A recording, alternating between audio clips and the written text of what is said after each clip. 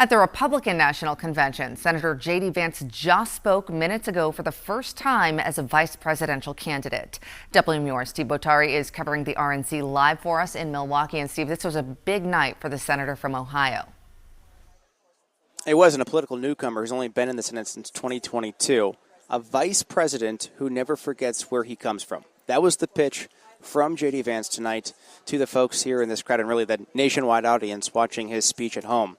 A speech which was really a mixture of his personal life story, his upbringing that's been detailed extensively in his 2016 memoir, Hillbilly Elegy, and it was mixed in with policy, in particular talking about things like free trade, America's recent involvement in wars, and opioids. Obviously something that's been covered extensively in New Hampshire.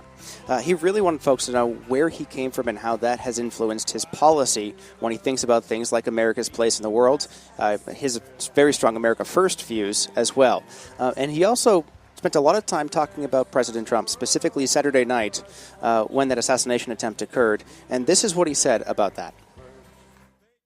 When Donald Trump rose to his feet in that Pennsylvania field, all of America stood with him. Now consider what they said. They said he was a tyrant. They said he must be stopped at all costs. But how did he respond? He called for national unity, for national calm, literally right after an assassin nearly took his life. Now, Trump was in the crowd here today listening to J.D. Vance, his running mate's speech, the bandage still on his ear from the bullet of that would-be assassin's gun.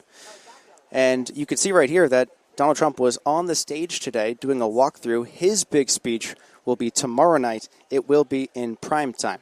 Now, back here in the convention hall, the question is, does J.D. Vance represent the next iteration of MAGA, the next iteration of America First? Will he carry on the torch of what many view Donald Trump has started in this party? Here in Milwaukee, Steve Botari, WMUR News 9. Monica, back to you.